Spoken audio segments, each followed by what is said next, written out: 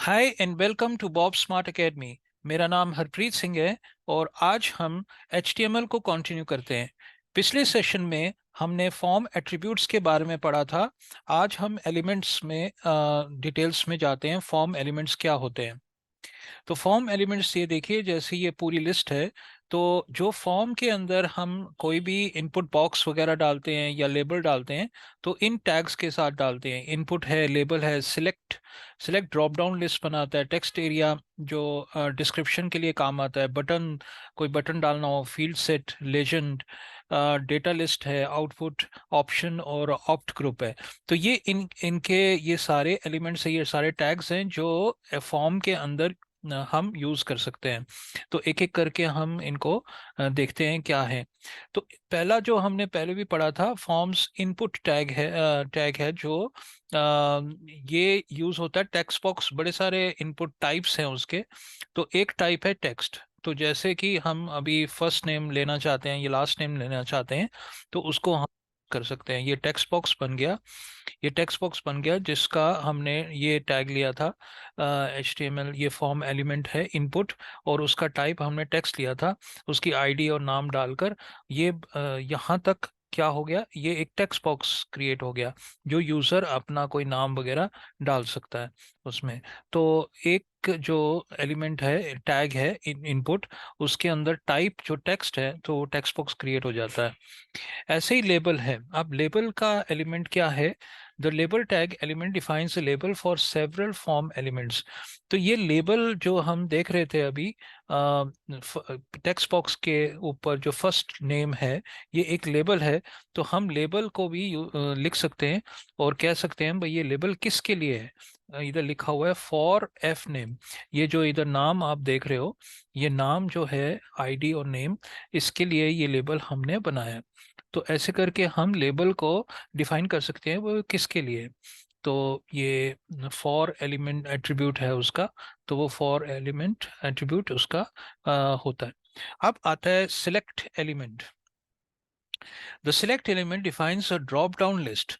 तो ये drop down list, जैसे कि आप देखते ही हो कि एक ड्रॉप डाउन लिस्ट बन जाती है फॉर्म्स के अंदर। जैसे ये अभी ये ड्रॉप डाउन लिस्ट है जिसमें जिसमें मल्टीपल हैं, ऑप्शंस हैं, हम एक बीच में से सिलेक्ट कर सकते हैं।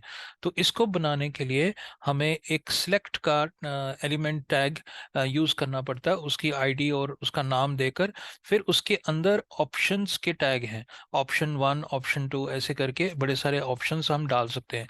तो ऑप्शंस का जो टैग है उसके साथ जो एट्रीब्यूट है वो वैल्यू है। एक वैल्यू है और एक उसका जो टेक्स्ट नजर आता है। ये जो टेक्स्ट नजर आता है वो जो दिखता है वो इधर जो इधर दिख रहा है वो उसका टेक्स्ट है। तो पीछे वैल्यू भी है। ये वैल्यू चेंज भी हो सकती है।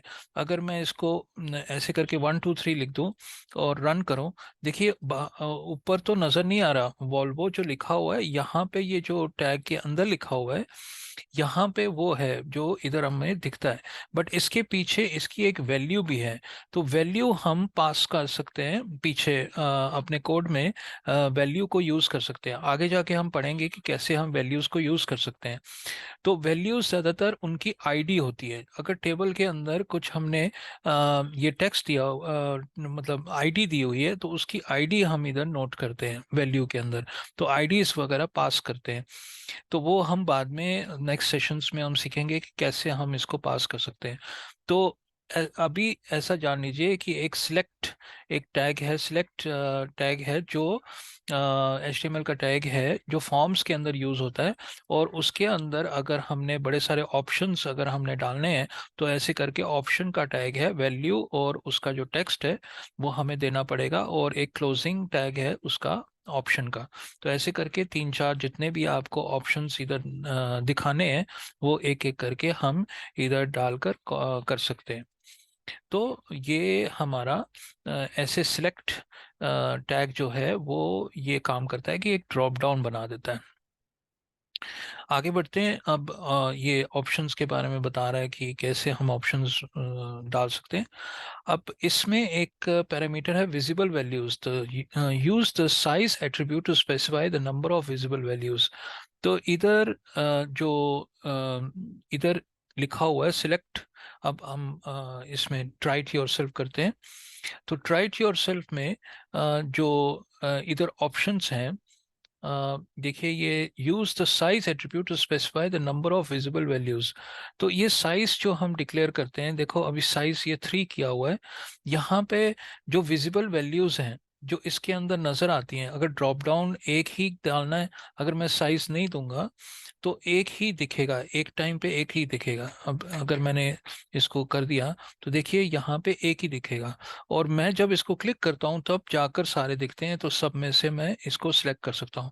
बट अगर मेरे को चाहिए कि मैं इसमें 3 या 4 दिखाऊं, तो मेरे को एक साइज का दिखाना पड़ेगा, साइज का एट्रीब्यूट डालना पड़ेगा।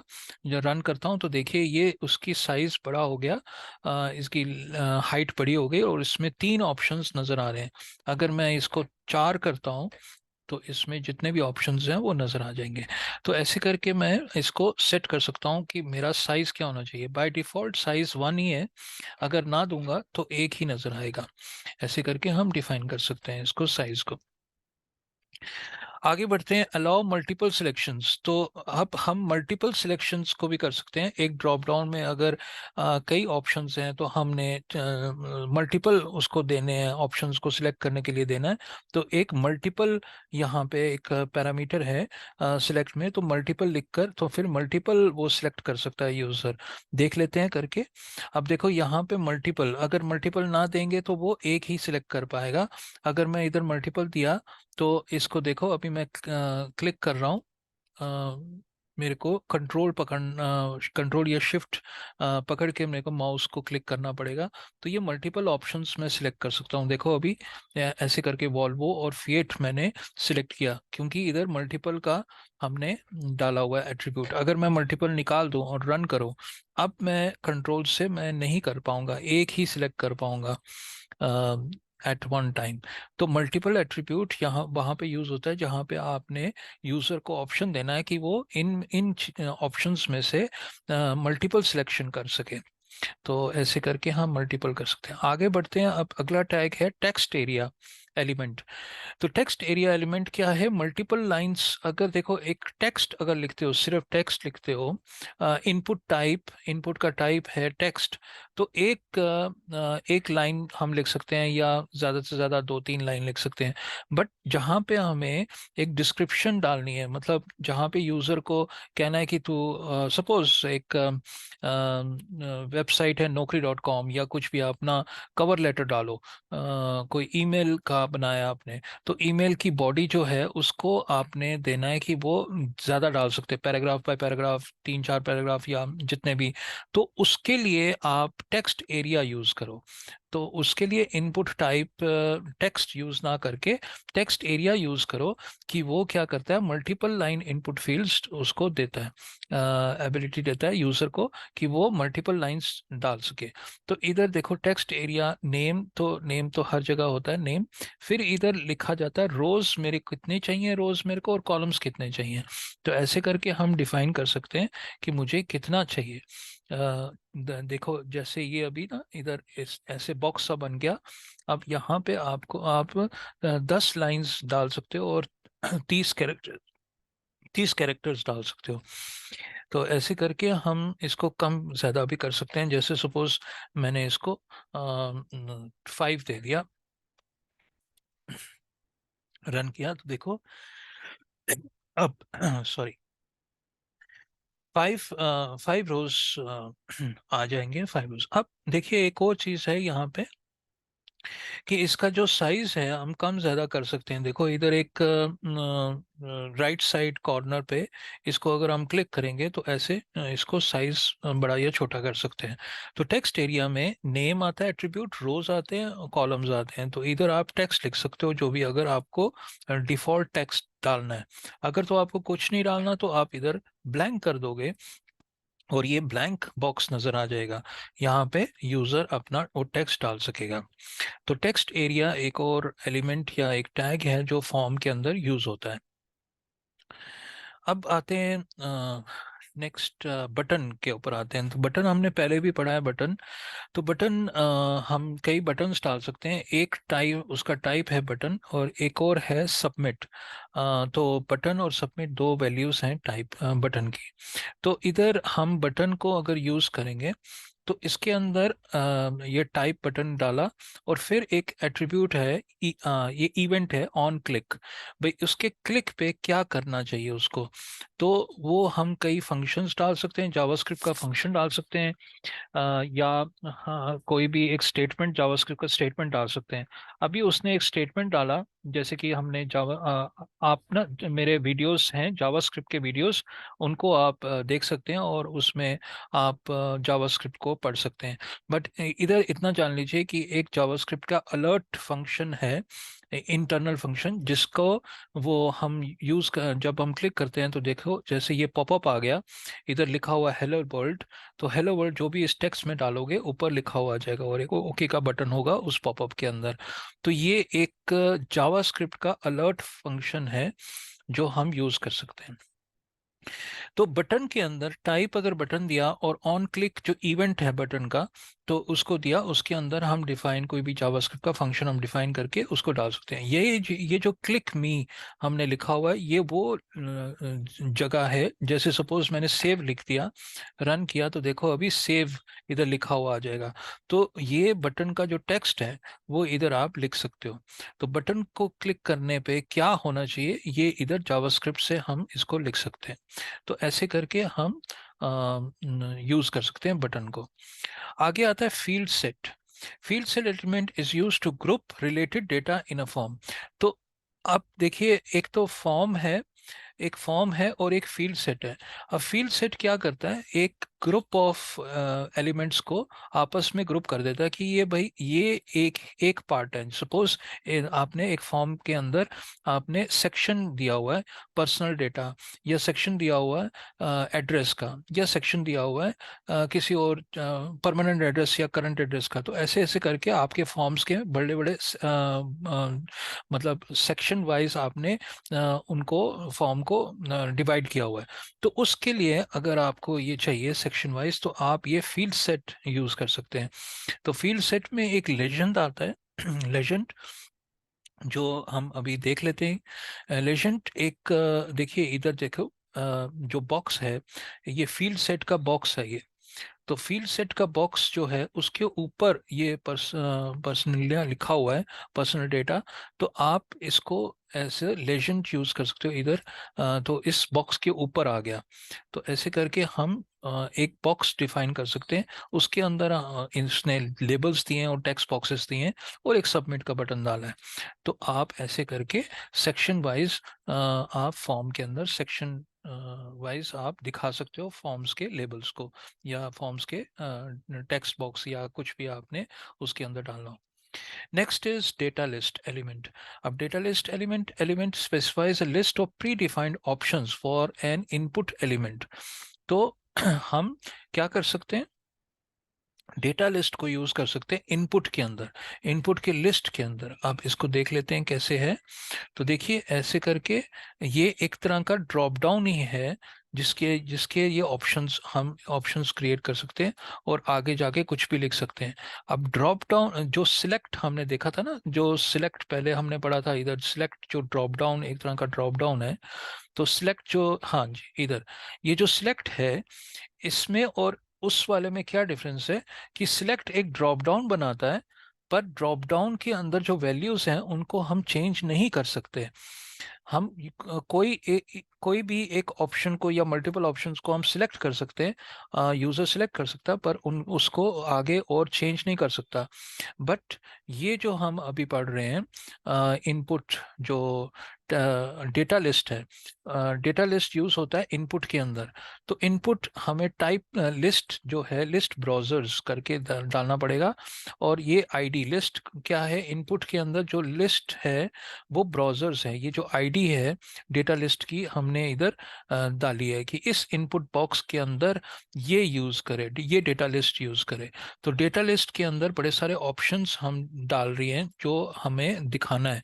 तो ऐसे करके वो देखो ये एक डाउन एरो आ जाता है, इसको क्लिक करने पे यहाँ पे आप ऑप्शंस डाल सकते हो। अगर मैंने इसको निकाल दिया तो क्लिक किया तो देखो Edge, Firefox, Chrome, Opera, Safari आ जाता है। ये ऑप्शंस हमने यहाँ पे डिक्लेयर किए थे एज के अंदर। यहाँ पे देखो ये डेटा लिस्ट के अंदर ऑप्शंस के अंदर हमने ये डिक्लेयर किया है। अगर तो मैं कोई एक ऑप्शन को सिलेक्ट करता हूँ तो जब दोबारा आता हूँ तो फिर सिर्फ फायरफॉक्स ही आता है, वो और ऑप्शंस नहीं आएंगे। बट अगर मेरा ये टेक्स्ट बॉक्स ब्लैंक हो तो जब मैं इसको क्लिक करता हूं तो ये सारे ऑप्शंस आ जाते हैं एज ऑटो कंप्लीट। तो मैं इसको क्रोम को कर दिया और इसके अंदर देखिए मैं और भी अपना कोई टेक्स्ट ऐड कर सकता हूँ या इसको डिलीट करके कुछ भी कर सकता हूँ। तो एक तरह का वो ऑटो टेक्स्ट ही हो गया कि डेटा लिस्ट हम बना सकते हैं जो ऑटो टेक्स्ट के जैसा वो बिहेव करता है। पहले हमने ऑटो टेक्स्ट का पढ़ा था तो वो वैसा ही बिहेव करता है जैसे ऑटो टेक्स्ट बिहेव करता है। तो ये डेटा लिस्ट के जैसे है। अब आता है output. Output element represents the result of a calculation like one performed by a script. तो आउटपुट क्या है? देखिए जैसे सपोज हमने ये इनपुट है टाइप रेंज, ये इनपुट है टाइप नंबर। तो ये आउटपुट इधर देखो आउटपुट आ गया for A and B. Output क्या है? तो हम आउटपुट डाल सकते हैं जैसे 0 और 100 है तो ए प्लस बी को उसने इधर डाल दिया। अब ट्राई इट योरसेल्फ करते हैं, देखिए कैसे है। ये एक्शन फॉर्म का एक्शन है। एक्शन में ये हमने फाइल को कॉल किया, फिर ऑन इनपुट ये एक्स वैल्यू पारसेंट, ये जावास्क्रिप्ट का फंक्शंस हैं जो पारसेंट वगैरह, ये हमने एक्स की वैल्यू दी। और फिर उसके बाद इधर लिख दिया 0।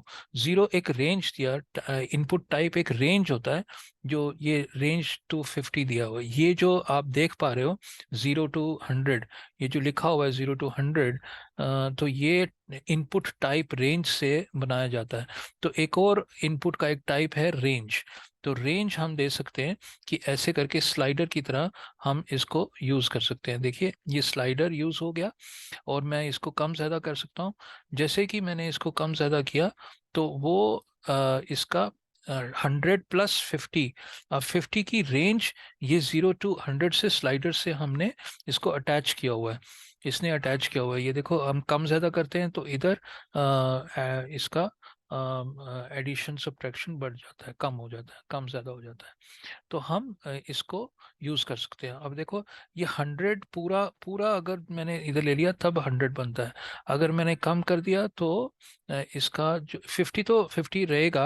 हम 50 को भी रेंज को ज़्यादा कम कर सकते हैं। इस स्लाइड ये जो इनपुट बॉक्स है वो क्या है? नंबर है।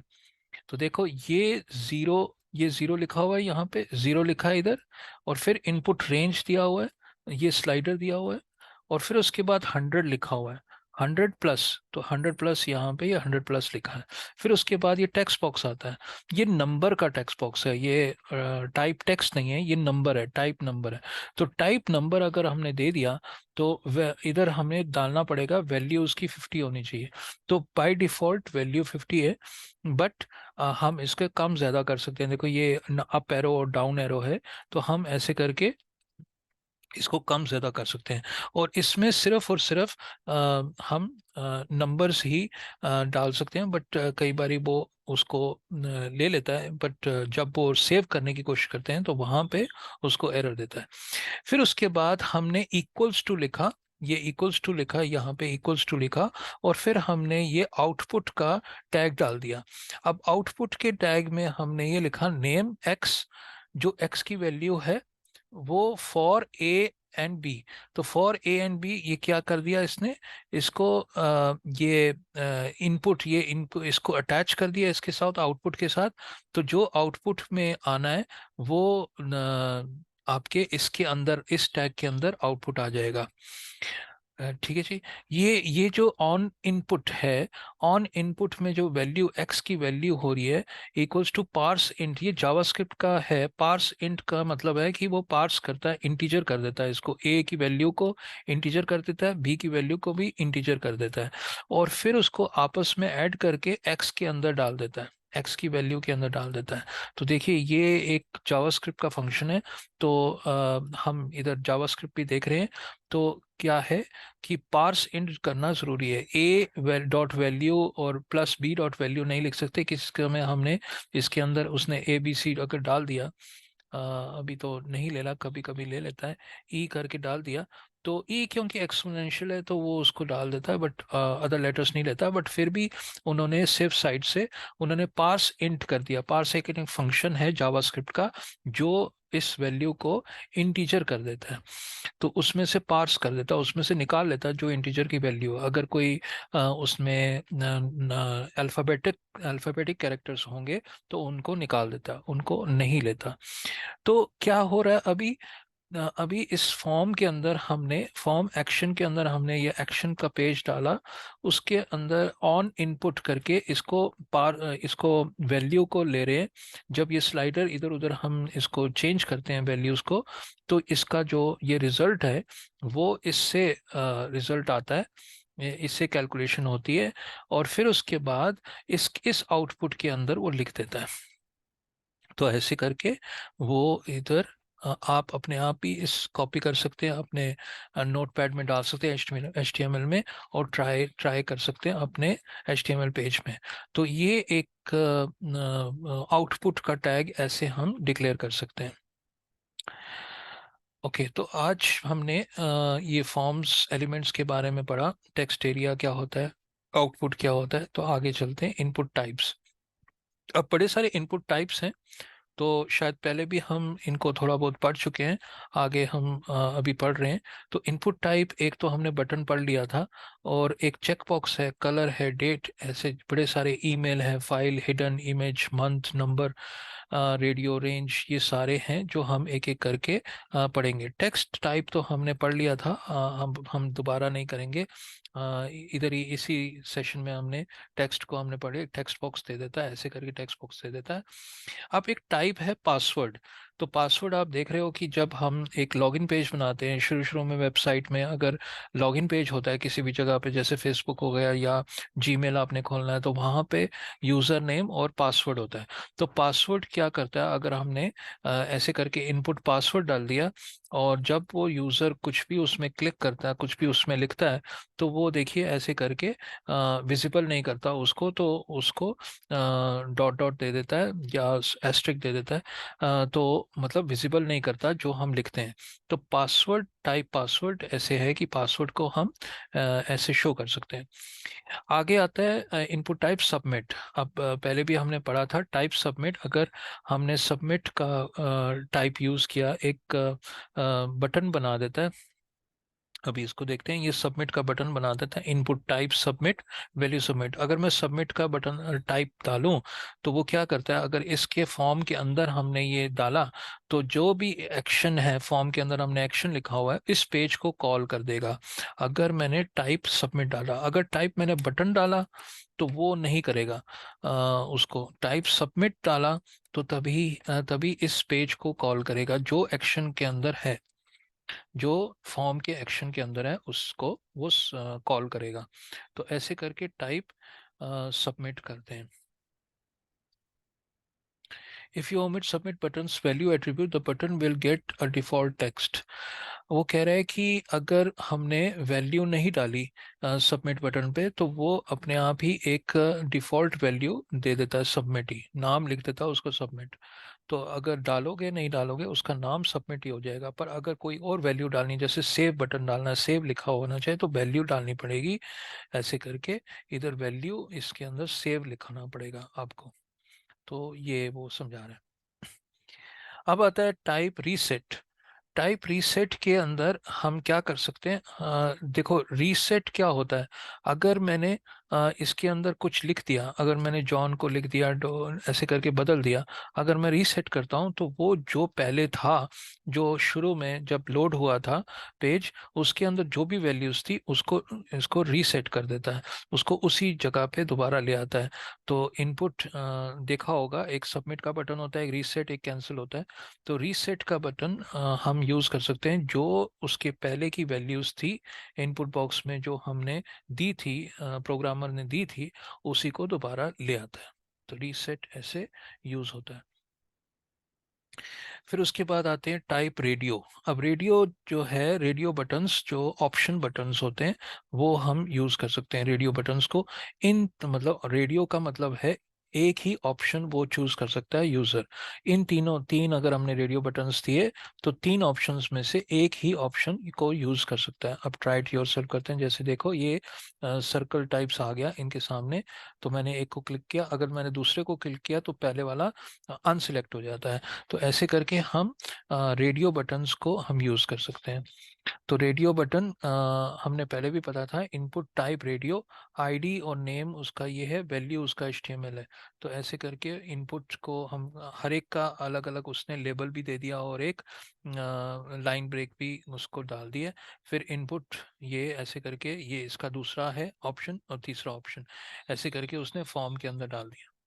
ये उसका रिजल्ट है, सर्कल में आ गया। अब चेक बॉक्स, और चेक बॉक्स और रेडियो का क्या डिफरेंस है?